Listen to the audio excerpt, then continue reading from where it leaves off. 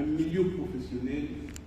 Et quand on intègre un milieu professionnel, ce n'est pas seulement le salaire, l'argent qu'on vient chercher, mais c'est aussi la connaissance, l'expérience que tu as déjà. Donc j'ai eu une certaine plus-value par rapport à mes amis lycéens qui étaient restés en vacances en train de s'amuser. Moi j'ai appris à faire quelque chose de plus. Et il n'y a pas que l'expérience et la connaissance, il y a aussi le réseautage. Ça m'a permis d'être dans un milieu où il y avait des jeunes qui étaient actifs aussi, et il y avait des gens qui étaient déjà dans le monde de l'emploi. J'ai travaillé dans le service marketing, j'ai pu connaître des gens qui étaient dans le service marketing de MTN. Et aujourd'hui, c'est des gens avec qui je travaille. Et à partir de là, j'ai eu encore beaucoup d'autres opportunités avec MTN, mais qu'on va parler peut-être prochainement. Après mon travail, je suis retourné à l'école, bien sûr, parce que j'étais encore en seconde. Et là, la conception de l'école n'était plus la même chose. Avant, je me battais pour la première place. Ah, c'était le central. Il fallait atteindre le paroxysme, il fallait être premier à tout moment. Mais là, j'avais une autre vision maintenant. Je savais que ma réussite ne dépendait pas uniquement du chemin classique. Alors, qu'est-ce que je faisais? En même temps, je venais à l'école, en même temps, je faisais d'autres formations. En même temps, je venais à l'école, en même temps, j'allais à des formations, à des conférences. Parce que c'était important. Et quand j'allais à des formations, à des conférences, j'avais que deux objectifs. Que deux. Premier objectif, comprendre le message. Par exemple, là, c'est une conférence. Premier objectif, comprendre le message. Qu'est-ce qu'on dit? Qu'est-ce qu'on peut m'apprendre là-bas? Deuxième objectif, c'était le réseautage. Parce que dans une conférence, généralement, des speakers, c'est des gens qui ont une certaine expérience, des gens qui sont passés par là, des gens qui sont en entreprise.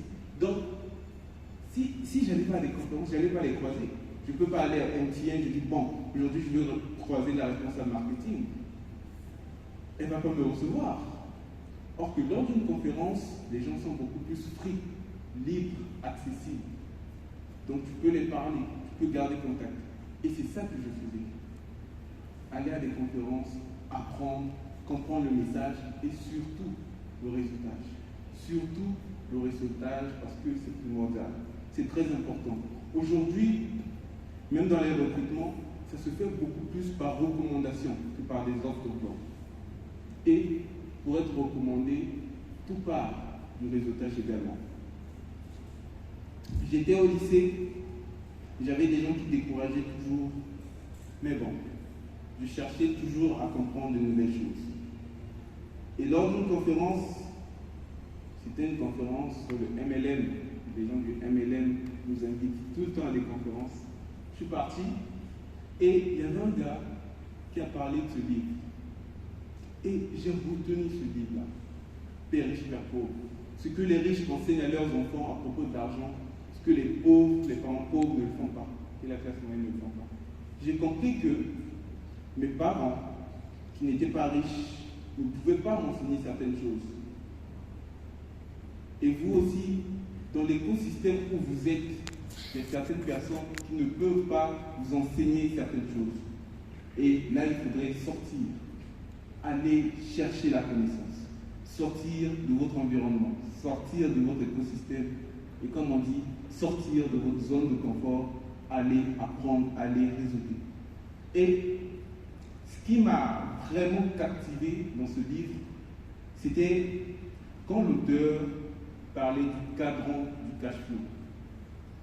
Le cadran du cash flow. Alors, c'est quoi le cadran du cash flow? C'est un cadran où on répartit la population du monde en 4 parties. En 4 parties, mais 2 parties. 2 parties, une partie à gauche, une partie à droite. Alors, vous voyez, d'un côté, il y a les salariés.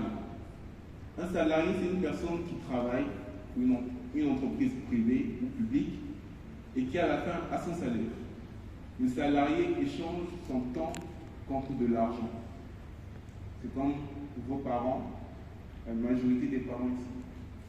Ils vont au travail le matin, ils reviennent le soir, du lundi au vendredi, du lundi au samedi pour certains.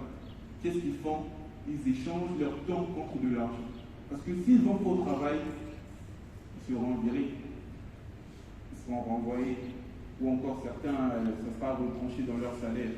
Ils sont obligés d'échanger du temps contre de l'argent. Et pour certains, vous ne passez pas assez de temps peut-être avec votre famille. Pourquoi? Parce que les parents sont trop pris.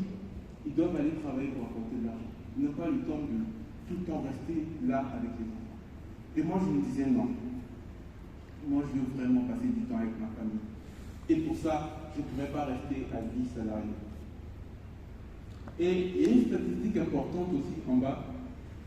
95% de la population détient que 5% des richesses. 95% de la population ne détient que 5% des richesses. Et à côté, 5% de la population détient 95% des richesses.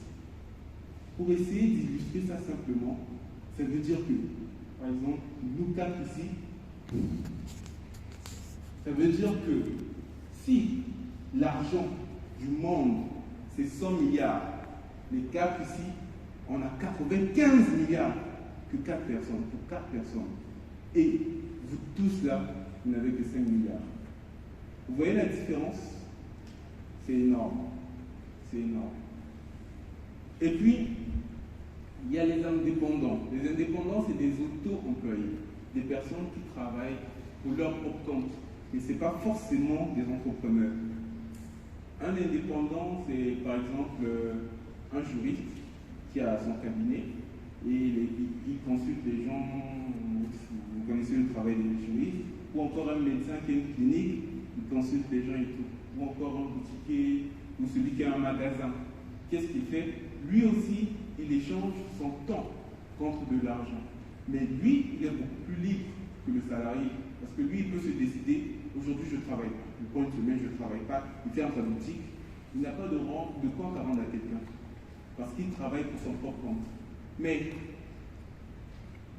c'est pareil avec un employé dans le sens où s'il ne travaille pas, il n'y a pas l'argent qui rentre. C'est ça. Mais l'auto-employé ou l'indépendant est beaucoup plus libre que le salarié.